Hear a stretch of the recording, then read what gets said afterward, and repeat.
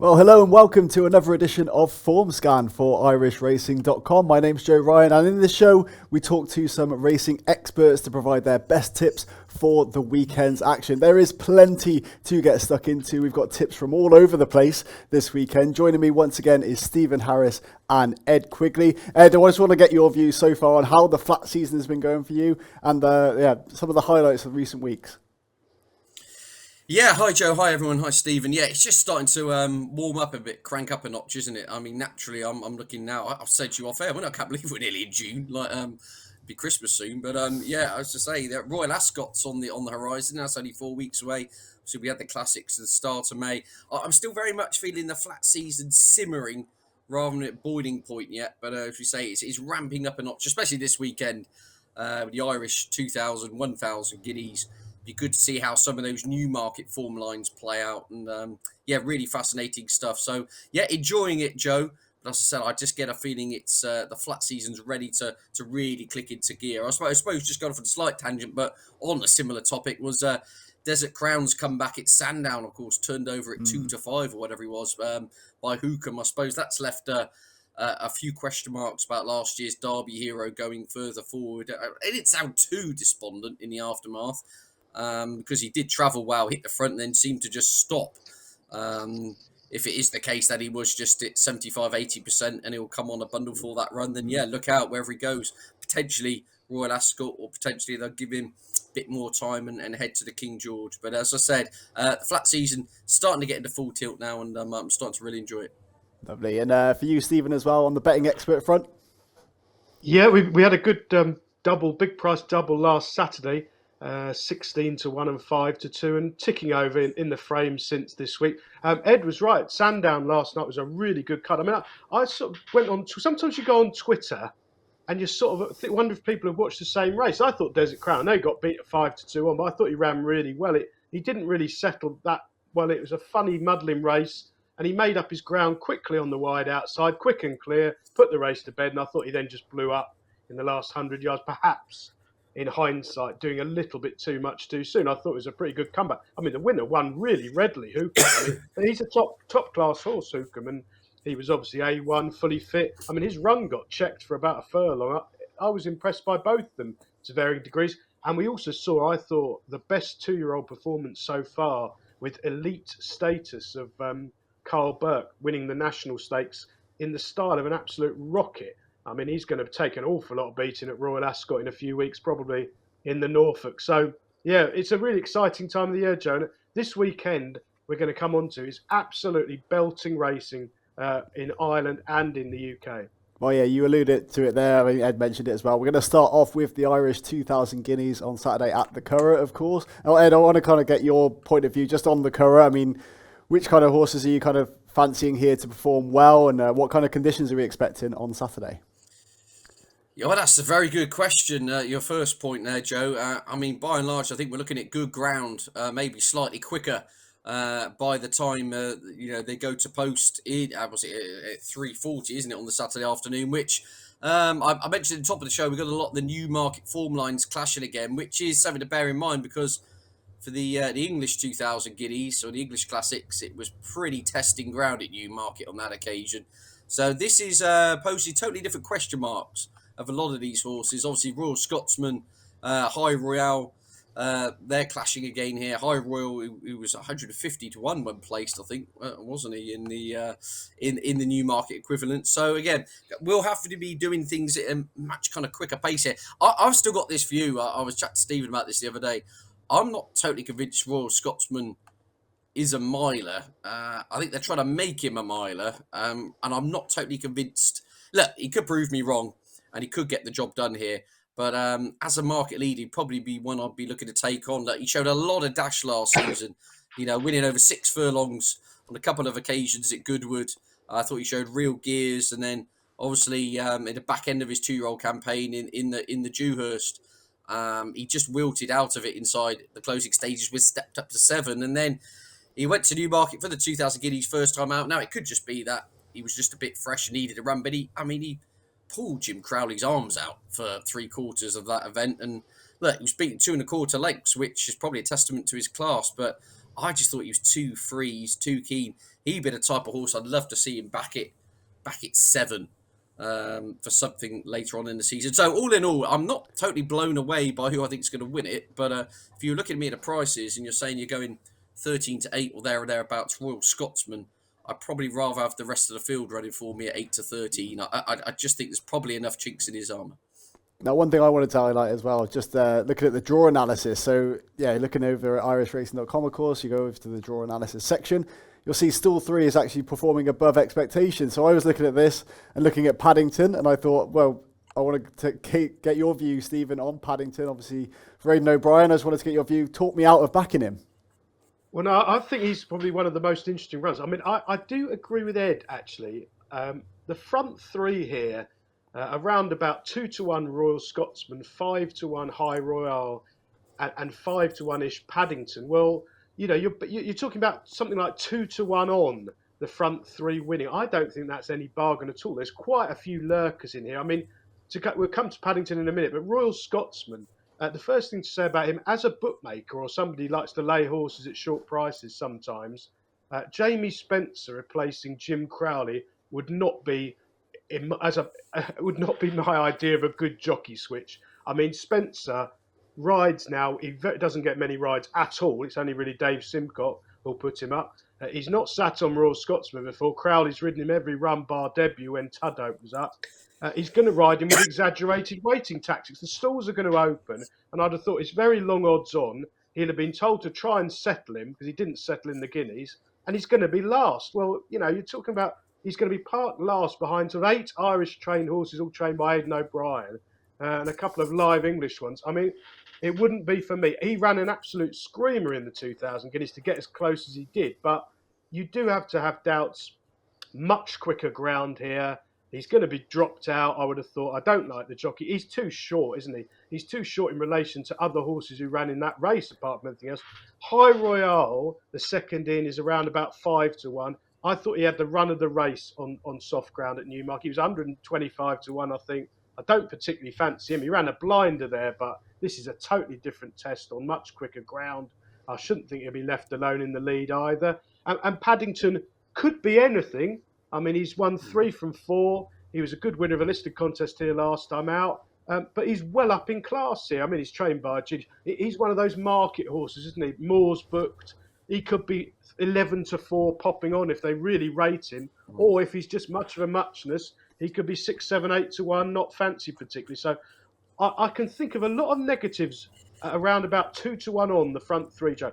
So coming to a selection, as we just run into the weather forecast at the end of this programme, I'm banging on a bit. I think that Galeron is a good each way bet at around about 12-1. Charlie Hill's had a brilliant start to the flat season. This one finished a close-up 4th in the same race behind Shaldine at Newmarket. He was outpaced and he ran on really strongly in the final 100 yards. He's run once at the Curragh. He came over and won a good race in style. So the track's no problem. That was last season. He's definitely trained on. They should go a good gallop. I think he's almost got the same chance as High Royale and the favourite, and he's at least 12 or 14-1 each way. I mean, I see he's drawn 8, but you saying about the draw, coming back to your question about the draw, I don't think, and I think that those stats are probably to do with sort of if they have 17 runner maidens at the Curragh, where you probably want to be drawn low. I think in these sort of Group 1, Group 2 races,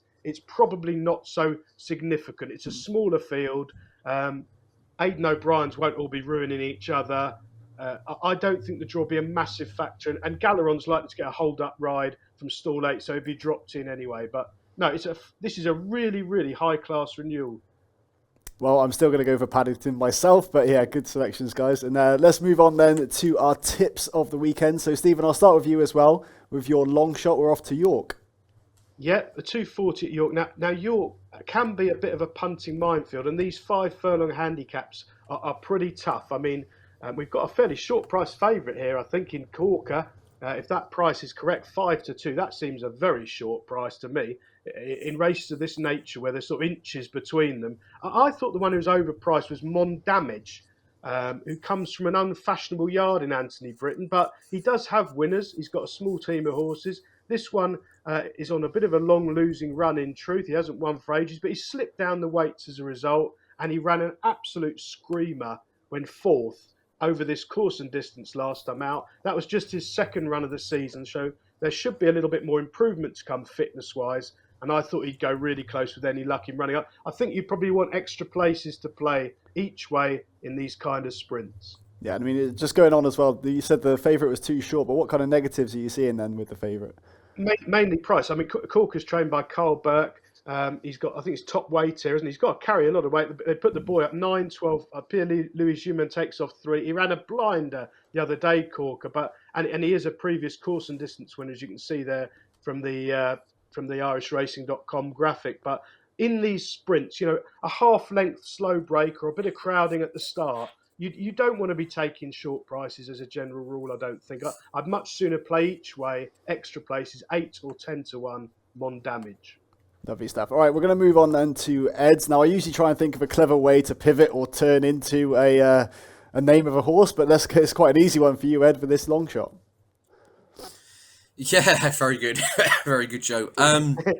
Yeah, I'm surprised you didn't have your Dutch football shirt on. Yeah, Cruyff Turn in the 5 o'clock at York. I was going to roll the dice with this individual who I thought would be up for running a really big race on the Naves.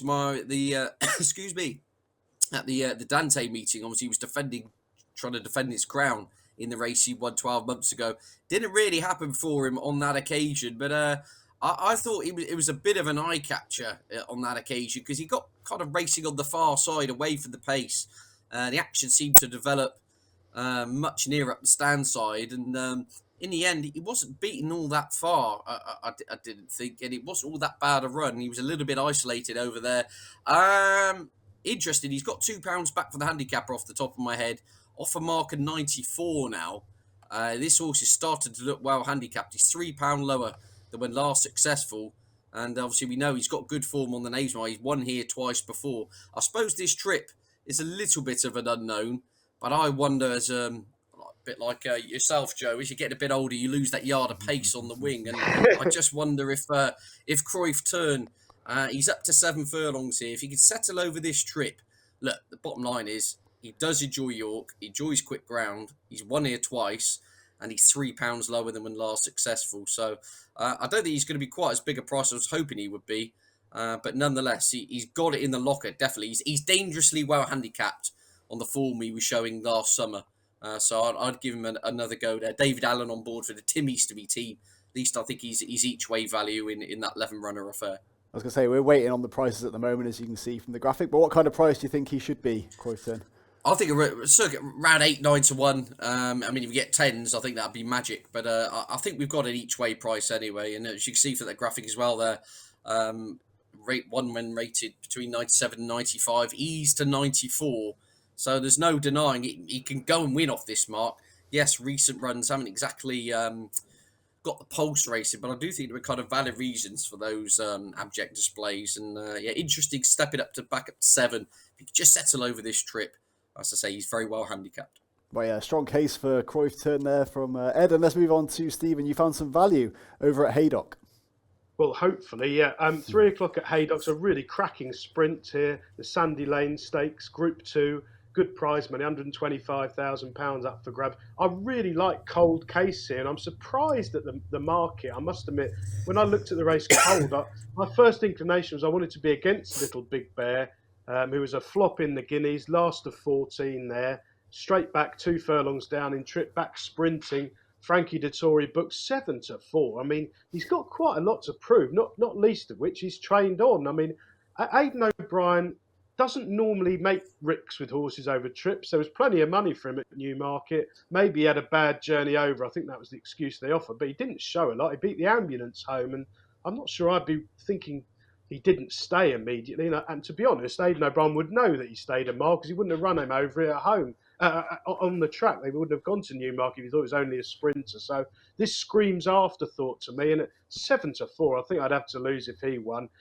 So you've got the next 2 in the betting are both interesting. They come from the same race at Ascot. Cold Case, who I much prefer, and Bradsell. I think it's a prices thing. I could actually back both of them, to be honest, as a way of being against the favourite. But Cold Case, Cole Burke flying 6 winners in the last 14 days. He's got loads of really nice horses, and Cold Case is a classy sprinter. He's run 7 times, 4 wins. He progressed really well last season. He come back better than ever at Ascot. He went off hard on quick ground. He got taken on by Bradsell at halfway, and he pulled out more for pressure to come away in the closing stages. I think he'll try and make all the running again here, and I think he'll take an awful lot of passing. He's entitled to be a bit fitter for that return, and he's a really likeable horse. Bradsell was very well backed at Ascot. I think he went off 7 of all favourite against Cold Case, and he gave him a real race, just faded in the final 100 yards. Archie Watson's hit form. He's got some lovely horses. He's had some really good 2-year-olds come out and won. So I'm going to back Cold Case. I might save on Bradsell. Hopefully both around 5-1.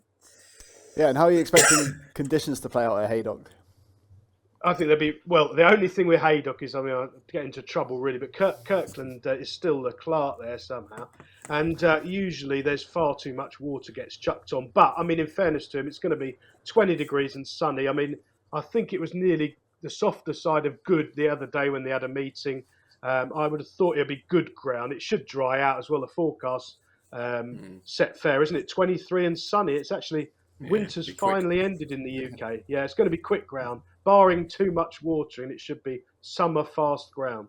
Lovely stuff. All right, let's move on to Ed's value selection as well then. Yeah, I'm heading over to Ireland. Art Power.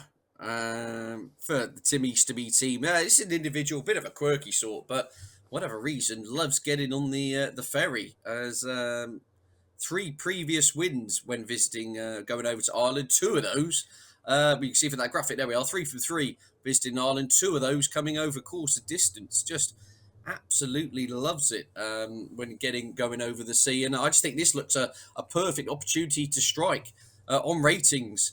I mean, obviously, Gareth's rated 113, but on ratings is right up there. Oisin Murphy booked, loves the venue. I say unblemished record, 2 from 2.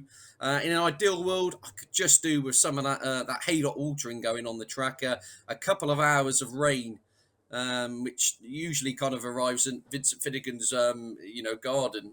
We could do with that just kind of blowing over the track, just down the road from him to get the job done here. Because Art Power is quite happy with a little bit of give underground. But as I said, a blemished record here. This is just a bit more suitable than some recent tasks. I think the run last week was clearly just to blow the cobwebs away. That really was a ring rust removal job at York on rattling quick ground. Much more his bag here.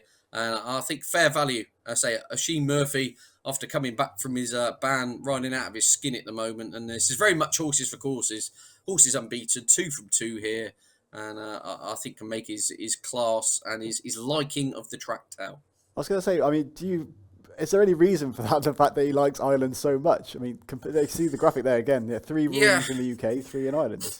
Excuse me, Joe. Sorry, hay fever absolutely dwarfing me here in the Shires. But it could just be a case that they've placed him very well when heading over to Ireland. There tend to be, I was looking through the sprint calendar, there tend to be a few more opportunities in the sprints over in Ireland, whereas here you're kind of banging your head against a brick wall in kind of Group 1s and Group 2s to some extent. And, he's proven that he's just shy of that class. Obviously, he's run really well in like the Champion Stakes. I think he's been 4th on a couple of occasions at Ascot. But just he's caught a little bit between 2 stools. He's kind of a Group 1 3/4 sprinter, as I like to call him. And I just think it's about finding the right race for him, really. And I think Connections have made a very good fist of that. And it tends to be whenever they bring him over to Ireland. So, yeah, I think everything's in place for a big run.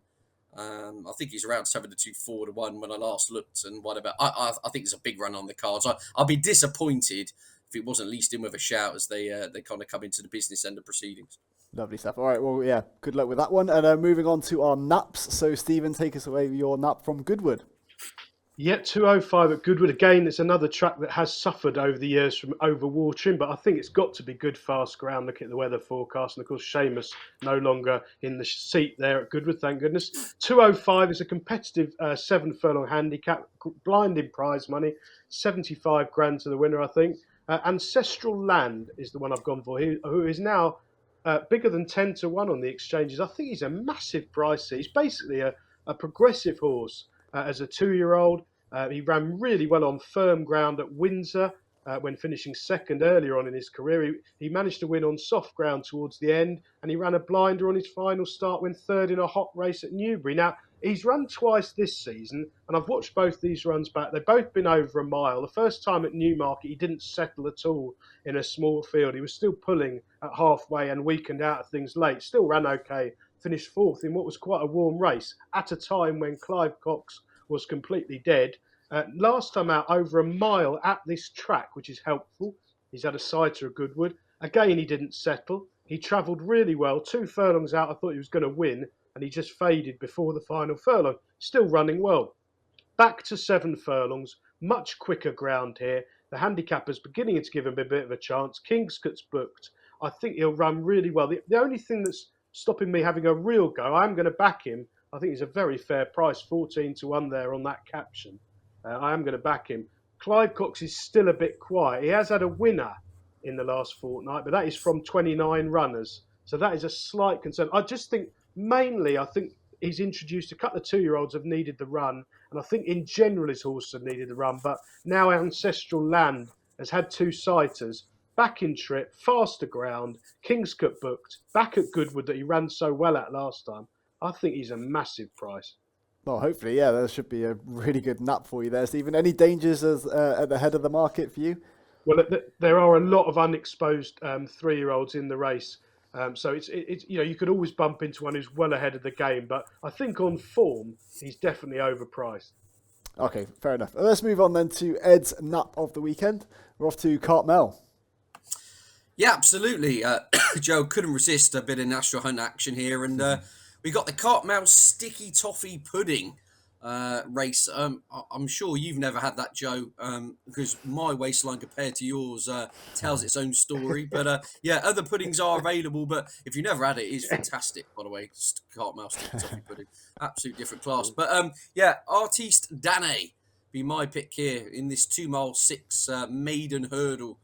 Daryl Jacob on board, Northern Irish trainer Stuart Crawford, represented here in the famous colours of Simon Munir and Isaac Swade. And I've been keeping this horse in my tracker for some time, as you know, run some pretty good races in defeat, very consistent. You can see from those form figures. Now, it's kind of twofold with those types of horses. I start to get a little bit worried when you get an individual keep finishing second and third. You start to wonder, is there something with the horse which means they won't quite go through with the effort? But watching them back, I think they're all very valid defeats. You know, some of them have been races where it's been an impossibility on paper. For example, when third to Impair on Pass, going back to December. This looks really feasible though, but the main angle being the step up in trip. Look at that Downpatrick maiden hurdle run last time out. Travelled well to a point, but then came off the bridle. And I thought maybe 2 out was going to drop out the back of the television, but showed real guts to kind of plug on into third. And you look at the penultimate run at Sedgefield when he travelled over here. Again, just looked the one pace inside the closing stages, but ran all the way to the line. Well, I've kind of got my wish here because Artist Dane steps up to 2 miles to 6 furlongs. This is much more a test of stamina. And I know Cartmel's a tight track, etc. But nonetheless, stepping up this 3/4 of a mile, I think that can only bring about improvement. Dow Jacob on board on official ratings for what they're worth, the highest rated horse in the field. Yeah, I think Artist Dane, as I say, there's been a string of frustrating, excuse me, and consistent runs in equal measure. But I do think this will be the day where the 5-year-old could strike. So, yeah, Artist Dane up in trip in a suitable race here. My selection to land the 140. Do you think the ground conditions will suit as well? Well, again, that's the difference, isn't it? Very deep ground 2 starts ago at Sedgefield. But the ground was lovely, I thought, with Downpatrick and at Musselburgh, which is a tight track 3 starts ago when finishing runner-up. So on what we've seen so far, it would appear all ground comes alike. I wouldn't be too worried about whatever the ground conditions are. I think that the salient point here is the trip. The horse has just been outpaced over minimum distances.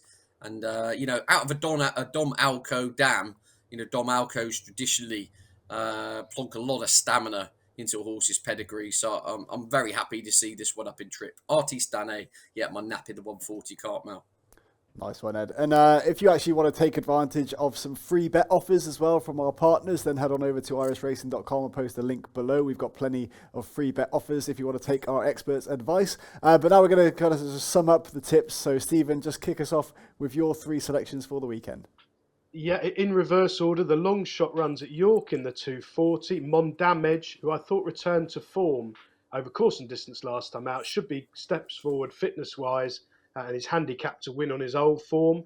At Haydock in the 3 o'clock, Cold Case, Carl Burke flying, 6 winners in the last fortnight. This one is a progressive front runner, loves good fast ground. Clifford Lee up, I think he'll make all the running and hopefully see off Bradsell. I wanted to oppose the short-priced Aidan O'Brien favourite there.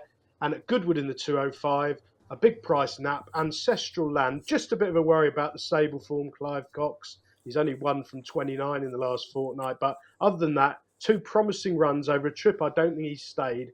Back to 7, faster ground, Kingscote up, well treated. I think he'll go really well. Lovely stuff, Stephen. Best of luck to you. And Ed, just sum up your tips as well for us, please. Yeah, indeed. Going here, there and everywhere, quite literally. But Artist Dane up in trip at Cotmale in the 140. Been staying on over the minimum distances. I think it's the best horse in the race. And there'll be more improvement to be unlocked over a proper test of stamina. Art Power. Hoping we can get a little bit bigger than the 2-1 on display there. But yeah, an individual loves Ireland and runs in the Greenland Stakes at the Curragh at 2:30. Unbeaten for 3 visits to Ireland, 3 from 3. I think the list looks a very good opportunity to add to that tally with Oisin Murphy up in the saddle. An 8 Cruyff turn being my each-way play in the 5 o'clock at York. Thought got a little bit unlucky, drawn away from the pace last time out. A good record on the Knavesmire, 2 previous wins at York. Ground to be fine. As I say, he's now looking well handicapped to slip to a mark £3 lower than when successful at last year's Dante meeting. Brilliant stuff. Well, thanks a lot, Ed. Thanks, Stephen, as well, for your selections this weekend. Thank you as well for watching. Be sure to subscribe to the YouTube channel for plenty more content coming your way very soon. If you are going to place a bet, as always, please do gamble safely. We'll see you again very soon for an edition of Formscan.